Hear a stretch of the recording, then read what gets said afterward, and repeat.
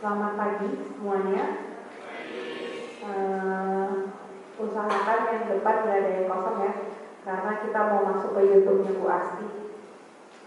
Ini serius bukan dari kamu. Oke, selamat datang di kuliah tamu hari ini. Di sini ada mahasiswa campuran ya, semua fakultas sains dan desain, beberapa mata kuliah. Ada dari PWK, angkat tangan. Arsitek, selamat datang. Desain interior, selamat datang. Titipan dulu atas. Ya. Nanti maka masing-masing jurusan atau masing-masing prodi itu menangkap bagian masing-masing, mungkin bisa ada didiskusikan gitu ya di mata kuliahnya. Judul kuliah hari ini adalah profesi penilai dan kaitannya dengan ilmu keuangan. Tadinya dengan ilmu PWK judulnya, tapi begitu kita diskusikan dengan Bu Asti dan dengan teman-teman dosen lainnya, ternyata ilmu PWK itu bisa dicakupi dengan ilmu keuangan lainnya seperti teman-teman dari arsitek, desain interior, sipil tadinya, cuman jadi sipil hari ini apakah tidak ada gitu. Hari ini yang akan membawakan mata kuliah ini adalah Ibu Nilo Asti Widiahari. Beliau berprofesi sebagai penilai. Apa sih penilai itu gitu ya? Dosen juga kasih penilaian kan? Apakah dosen itu penilai gitu ya? Nanti akan didiskusikan. Nanti masing-masing kan juga sudah ada ya mata kuliahnya. Kalau di PWK ada 9 mata kuliah kalau nggak salah. Arsitek 1, DI 1 ya? Jadi DI 1 ya, 1 mata kuliah. Nanti absennya silakan diisi, kemudian nanti dikaitkan dengan mata kuliah masing-masing gitu. Ada yang mau dipertanyakan dan nanti didiskusikan dari mata kuliahnya dikaitkan dengan ilmu yang diberikan oleh Bu Asti, silakan gitu, nanti ada waktu untuk bertanya. Oke, sedikit perkenalan itu Bu Asti. Untuk mempersingkat waktu, kami persilakan Bu Asti untuk mulai perkuliahan.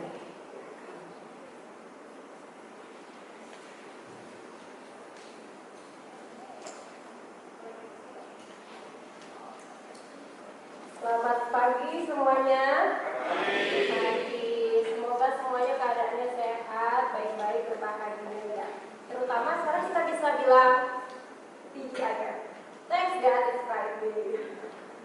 Gak ada senang Friday. Nah, ini sebelum mulai saya mau ucapin terima kasih buat Gresira yang ada di ruangan ya. Gresira atas undangannya bisa di sini, bisa di juga gitu. Sebelum mulai, saya mau cerita dulu deh ya. Saya sama Bu Peti ini udah kenal lama, dari tahun 2007. Berarti kalau sekarang udah berapa tahun? 13. Terus juga Bu Peti ini termasuk, kita tuh termasuk teman baik. Kenapa jadi teman baik? Soalnya Bu Peti baik. Saya baik, Bu Peti baik, nyambung. Kalau dia nggak baik, saya baik kan nggak nyambung nggak ya? Nah, terus juga kenapa bisa nyambung? Ternyata tanggal akhirnya deketan. Bukan di 4 November, saya 5 November. Nah, baru ulang tahun bukan di nyambung. Tepuk tangan dulu, bukan di ulang tahun. Bu Asti juga selamat ulang tahun. Iya, dia bertanggal 5 November. Dan langsung aja kita mulai. Topiknya tadi profesi penilai dan kaitannya dengan ilmu keuangan. Ini suaranya lagi agak bingung, jadi maafin ya. Nah, kita akan bahas PWK, tapi saya nggak akan menyebutkan PWK kuliah apa, tapi gimana PWK ini bisa bermanfaat sekali untuk suatu bidang nantinya yang akan kalian tekuni. Nggak hanya nanti di jurusan Anda, misalnya jadi arsitek atau apa, tapi juga bisa untuk bidang jasa yang lain. Terus juga kita akan cari tahu apa itu penilai, seperti apa jasa penilaian. Nah, lalu kaitannya antara penilai dengan ilmu keuangan atau planologi ini.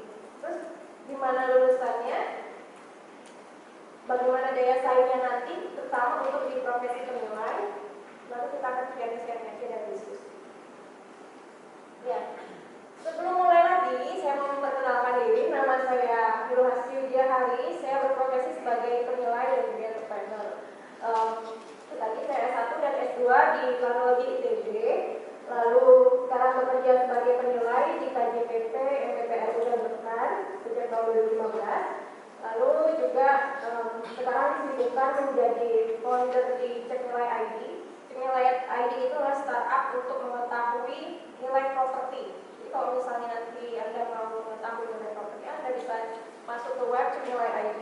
Terus, KJP, tadi dia nanya KJP. Nah, penilai dia bekerja di tempat yang disebut namanya KJP. Kalau misalnya perusahaan lain bentuknya PT. Kalau penilai itu sama kayak akuntan, sama kayak konsultan hukum, dia berdirinya di bawah persekutuan atau firma. Jadi KJPP, Kantor Jasa Penilai Publik. Itu kan ada MBPRU, itu singkatan orang semua. Jadi sama kayak siapa yang pengajar terkenal Pak Faris ya, ini kan Pak Faris dan Tanggal. Ini juga gitu, sama. Nah, sekarang kita cari tahu belajar apa kita di PWK. PWK itu ilmunya sangat luas ya, sangat luas tapi nggak dalam, merasa nggak? Apa-apa aja pelajaran dari A, B, C sampai Z semua dipelajari, ya kan? Nah, tapi tahu nggak ternyata manfaat untuk belajar dari A sampai Z itu ada. Enggak cuma supaya tahu alur enggak, tapi ada manfaat lainnya dari situ. Coba sekarang kronologi belajar apa sih? PWK belajar apa? Coba SKS belajar apa? Tata ruang, apalagi donasi, apalagi ekonomi makro, mikro, apalagi cost benefit analysis, terus mitigasi kebencanaan, diajarin nggak mitigasi kebencanaan, apalagi lupa ya. Lalu apa itu ya? Transportasi, infrastruktur, tapak, perencanaan, kebijakan, ya banyak banget yang dipelajari.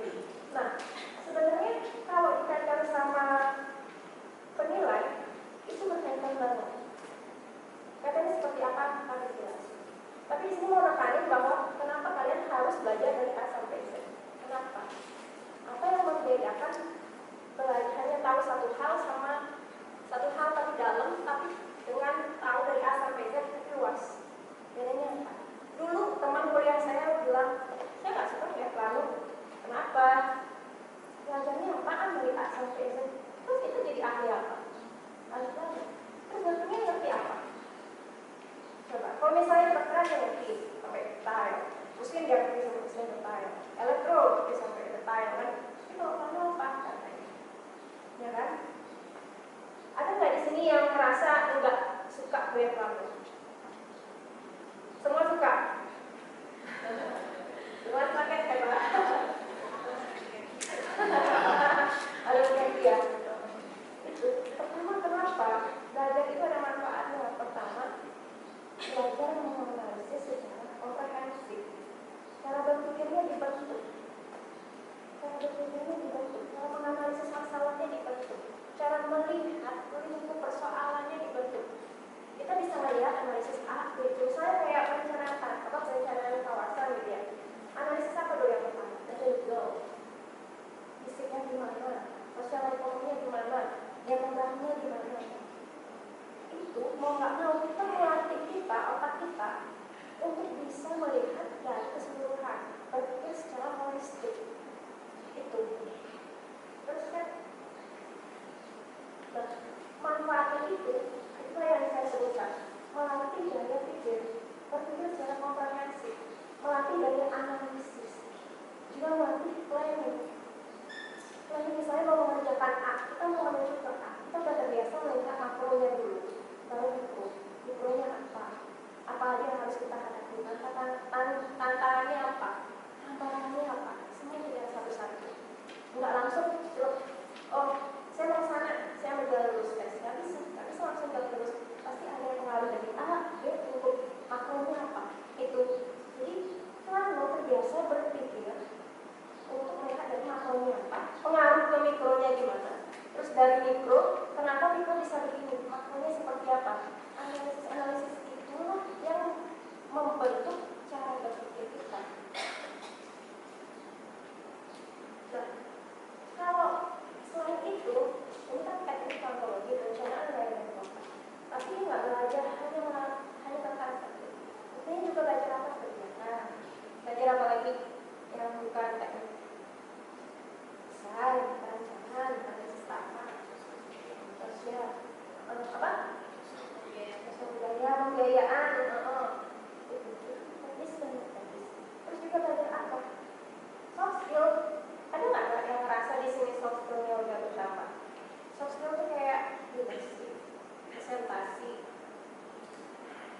dengan teamwork.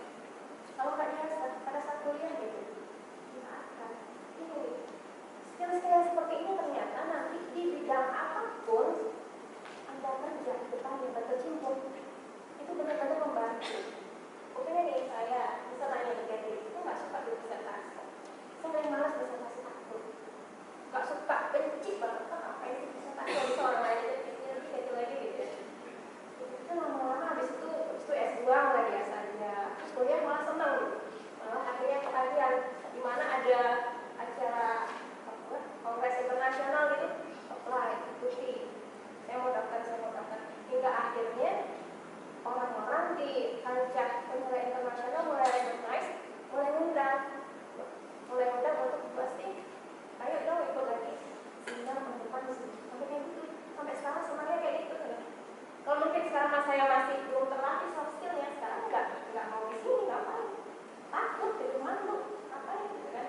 Tapi ya udah, akhirnya itu kan teknisnya diasah, non teknisnya diasah, soft skillnya juga diasah. Pelan-pelan aja, nikmatin prosesnya. Gitu. Nah, kalau yang tadi teman-teman selalu rumah saya yakin ini beneran ngapain aja. Nggak perlu terkotak-kotak bahwa nanti akan PWK mau kerja di mana. Nggak perlu terkotak-kotak aku mau jadi belajar, aku mau ini. Enggak, bukan kesempatan saya dan legalnya. Belajarlah, seraplah di sini sebanyak-banyaknya. Enjoy aja. Enjoy the process, enjoy the journey. Karena kalian udah terlanjur nyemplung ini ke sini. Ibaratnya sekarang nih udah misalnya nih ibarat ikan-ikan yang sedang berenang masuk ke kolam plano. Mau loncat nggak bisa. Mau diangkut dulu ya mati di jalannya. Jadi itu kan kita belajar apa lagi kebencanaan. Ada mitigasi, ada adaptasi. Nah ini yang plano juga kan belajar kebencanaan harus mitigasi, harus adaptasi. Sekarang kan udah nyemplung di kolam yang namanya plano ini. Terus mau ngapain? Mau mitigasi? Nggak bisa. Yang bisa ngapain? Adaptasi apa yang harus dilakukan supaya bertahan. Paling nggak kalau nggak suka hal ini gimana nanti yang dipelajari ini supaya nggak sia-sia, supaya bisa dipakai untuk kesehatan selanjutnya kayak gitu. Saya juga waktu kuliah juga nggak tahu ya gimana kemarin sih tante di PNS, terus apa lagi di NGO, terus apa lagi di bank gitu kan ya, terus apa lagi konsultan gitu kan. Nggak ada kamu lain belum ada. Aku tapi ternyata saya ternyata udah banyak yang akan membangun PWK masuk ke penilai. Nah, sekarang kita bahas penilai itu apa? Apakah menjadi bisa disebut sebagai penilai? Tidak. Nah, ini penilai ini adalah suatu profesi. Ada yang udah tahu nggak? Penilai itu apa? Kerjaannya ngapain? Belum. Yang belum tahu siapa? Oh, yang tahu ya. Sama kayak dulu nerangin kuliah apa, planologi nggak ada yang tahu gitu kan. Ya kan? Terus pernah juga punya pacar. Asli kamu kuliah apa ya? Planologi itu ilmu tentang tentang apa? Planologi. Planologi itu ilmu tentang apa ya? Waduh, auto putus. Sila ini. Menilai itu adalah profesi yang menilai apa yang dinilai properti. Tapi nggak terbatas hanya properti real estate. Ada bisnis, mesin, kayak gitu. Kita baca ya. Penilai adalah seseorang yang memiliki kualifikasi, kemampuan, dan pengalaman dalam melakukan kegiatan praktek penilaian untuk mendapatkan nilai ekonomis sesuai dengan bidang keahlian yang dimiliki. Sekarang penilai itu tugasnya menilai ya. Nah, kalau misalnya udara bisa dinilai nggak? Itu kan penilai melakukan penilaian untuk mendapatkan nilai ekonomis. Udara bisa dinilai nggak? Ini nilai udara itu berapa? Bisa dinilai nggak? Siapa yang jawab bisa? Siapa yang jawab nggak bisa? Sebagai Pak Dimas ya, di depan nama terus sebutkan jawaban. Terima kasih Bu. Nama saya Mulyadi Maulana, KWK 2018 dengan yang 113 dan 18 002.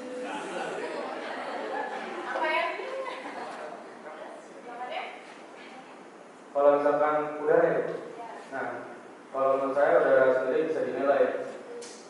Misalkan kalau misalkan udara itu kan ada misalkan ada udara segar, ada udara kotor, yang misalkan kalau segar itu misalkan dia masih segar itu tanpa kontaminasi gitu. Kalau misalkan udara yang sudah kotor kayak udara yang tercampur misalkan kayak tercampur oleh polusi udara semacamnya kayak gitu. Terima kasih. Thank you. Itu sudah mendekati. Jadi udara bisa dinilai asalkan ia memberi manfaat. Jadi kalau misalnya udara di tempat terbuka kayak gini gratis, nggak ada nilainya, semua orang bisa menghirup. Tapi kalau misalnya udara dalam bentuk tabung oksigen, orangnya udah mata-mata tuh pasiennya, nah itu dikasih botol oksigen, bayar nggak? Nah itu ada nilainya. Itulah yang disebut dengan nilai. Jadi nilai antara satu orang sama dua orang bisa beda. Contohnya, cincin ini bernilai ya? Nilai bagi kamu sama saya bisa beda. Kamu anggap ini cincin biasa, oh gramnya segini, permatanya kayak gini. Kalau dinilai kira-kira ini segini. Kalau saya beda, oh ini ada komponen lainnya yang membuat spesial. Misalnya diberi kaca gitu kan, Islami. Beda nilainya saya punya nilai keterikatan emosional sama aset ini, dan Anda tidak merasa mempunyai ikatan emosional. Dan penilai tugasnya menilai secara independen. Saya bilang ini mahal enggak, penilai bilang ini harganya segini. Ya kalau Pak murah saya nggak suka, saya dikasih gratis pun nggak mau gitu.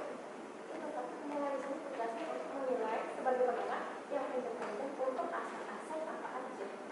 Mulai dari mana? Macam-macam ya, hotel, apalagi yang bisa dinilai gedung, mall, macam-macam. Terus penilaian, penilaian itu adalah kita baca ini ya, proses pekerjaan untuk memberikan estimasi dan pendapat atas nilai ekonomi suatu objek penilaian ada saat tertentu sesuai dengan SPI, aturan perundang-undangan. Ada yang mau tanya nggak SPI itu apa? SPI itu adalah singkatan dari Standar Penilaian Indonesia. Jadi ketika menilai, penilai itu nggak hanya nilainya kira-kira segini, tidak. Ada standar-standarnya, ada step-step yang harus diikuti. Pendekatannya seperti apa, metode yang digunakan seperti apa, itu ada ilmunya. Dan pendekatan atau metode-metode itu secara tidak sengaja ternyata dipelajari juga di ilmu keuangan. Nah, kita akan bahas itu nanti. Terus ketika melakukan penilaian untuk apa? Untuk hanya ingin tahu aja? Enggak. Ini ada beberapa tujuan-tujuan penilaian itu misalnya untuk apa? Pertama misalnya untuk jual beli. Oke, misalnya ingin membeli rumah. Penjual mengatakan rumah ini harganya saya jual 2M. Oke, maunya 1M. Nggak ketemu kan? Nego-nego nggak ketemu. Tujuannya apa? Dilakukan penilaian untuk tahu berapa nilai pasti dari properti itu. Jadi pembeli dan pembeli bisa nego secara langsung, secara lancar. Jadi tahu nilai propertinya segini, mau dikatakan kayak apapun nilainya segini, nggak bisa berubah. Jadi transaksi serta transaksi. Lalu untuk lelang, jadi sebelum aset-aset itu, kau pernah mengikuti lelang nggak? Jadi lelang, misalnya lelang dari bank apa? Sebelum dia publish ini ada rumah lelang, siapa mau beli? Itu sebelum diumumkan seperti itu sudah dinilai oleh penilai. Lalu ada penjaminan utang. Kalau mau agunan, misalnya ingin modal untuk usaha, misalnya nikah ya, misalnya mau ngajuin apa di rumah, tanah, itu dinilai dulu oleh penilai. Baru keluar kreditnya oleh bank atau lembaga pembiayaan. Lalu ada pengadaan tanah bagi pembangunan untuk kepentingan umum. Nah, sekarang proyek pembangunan untuk kepentingan umum yang lagi hits apa? Proyeknya presiden sekarang. Terus apa lagi? Misalnya nih,